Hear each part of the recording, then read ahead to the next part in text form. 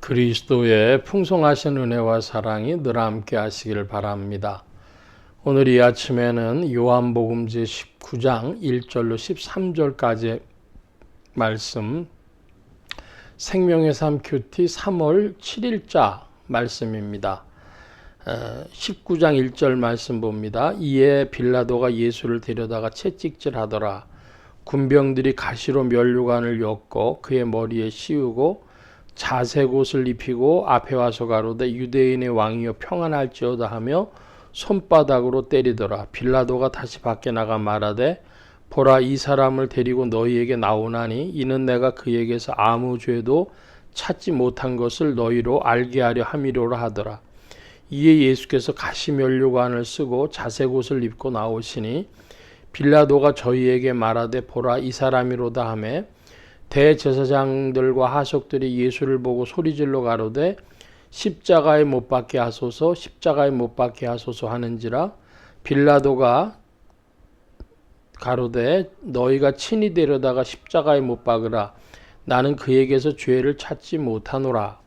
6절까지의 말씀에 보면은 예수님이 채찍에 맞으시고 그 다음에 머리에 가시면류관을 쓰시고 자색 옷을 입는 대목이 나옵니다. 그렇게 한 이유가 3절에 밝혀지고 있는데요.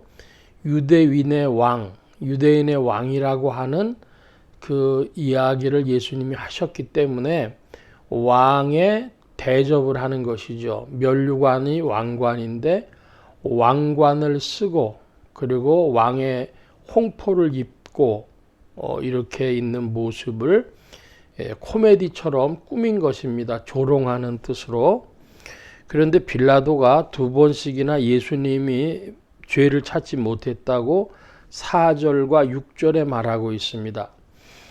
법으로는 아닌데 이제 정치로 예수님을 유대인들과 정면 충돌하기를 피해서 자기는 죄가 없다고, 나는 이 일에 개입하고 싶지 않다는 표현을 사실은 두 번씩이나 하는데 2000년 교회사가 말하는 것은 사도신경에 보면 이렇게 표현하고 있죠. 본디오 빌라도에게 고난을 받으사 십자가에 못 박히셨다.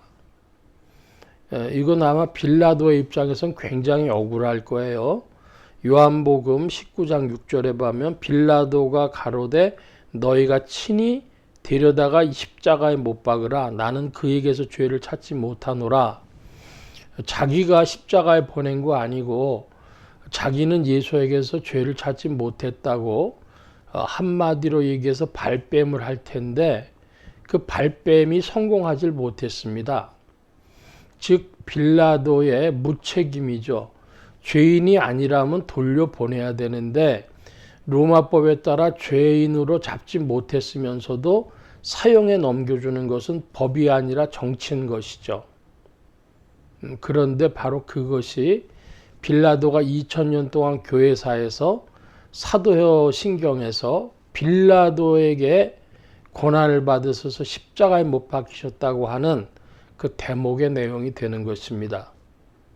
이것은 오늘날도 많은 사람들에게 어떤 면에 교훈을 줄 수 있는 얘기인데요. 사람들은 스스로 위안을 합니다. 이걸 보고 자기 위안이다 이렇게 표현을 하죠. 스스로가 그렇게 자기를 위로하는 것입니다. 나는 잘못 없어. 나는 잘못한 것 아니야. 그런데 사실은 거기에 자기의 총독이라는 책임을 빼놓고 얘기하면 그 말이 맞지만 총독으로서 법대로 한다면 예수님을 넘겨주면 안 되죠. 그래서 사도신경이 고백하고 있는 그 부분이 많은 이들에게 실은 일깨움을 주고 있는 것입니다. 흔히 말하는 책임윤리, 그런 표현이 되겠습니다. 인생이 책임윤리를 감당하려고 하면 사실은 힘이 든 것이죠. 그 인격이 안 되면, 책임적 인격이 안 되면 책임윤리를 감당할 힘이 없습니다. 어떤 면에서는 인간에게는 굉장히 그 일이 가혹할 수도 있는 그런 일입니다. 그러나 성경과 교회사가 우리에게 그것을 말씀하고 있다고 하는 것을 생각할 때에, 그러므로 우리 인격은 계속해서 성장하지 않으면 그 사실을 받아낼 수 없을 것입니다. 여러분의 인격이 여러모로 성장되어지기를 축원합니다. 7절 이하의 말씀 봅니다. 유대인들이 대답하되 우리에게 법이 있으니 그 법대로 하면 저가 당연히 죽을 것은 저가 자기를 하나님의 아들이라 함이니이다. 이 유대인들의 말대로 하자면 예수님은 돌에 맞는 석형이었습니다. 그런데 유대인들은 죄는 유대인의 율법에서 빌려오고 형벌은 로마의 십자가형을 예수님한테 집행하려고 하는 것이죠. 이들이 지금 한국말로 얘기하면은 꼼수를 쓰고 있는 것입니다. 9절 이하입니다. 빌라도가 이 말을 듣고 더욱 두려워하여 다시 관정에 들어가서 예수께 말하되 너는 어디로소냐 하되 예수께서 대답하여 주지 아니하시는지라. 빌라도가 가로되 내게 말하지 아니하느냐. 내가 너를 놓을 권세도 있고 십자가에 못 박을 권세도 있는 줄 알지 못하느냐. 예수께서 대답하시되 위에서 주지 아니하셨다면 나를 해야 할 권세가 없었으리니 그러므로 나를 내게 넘겨준 자의 죄는 더 크니라 하시니. 예수님 말씀을 그대로 옮기자면 나를 네게 넘겨준 자의 죄는 더 크다 그랬습니다. 이것은 1차적으로 대제사장 무리들의 죄가 크다는 것이요. 더 나가면 마귀의 그 죄죠. 마귀의 괴계가 되겠습니다. 예수님 죽여야 되겠다 그러는 그 죄가 더 크다는 것이죠. 그렇다면 빌라도의 죄가 큰데 그 죄보다도 예수님 넘겨준 죄가 더 크다면 그 대제사장 무리들의 죄는 얼마나 더 큰 것이겠습니까?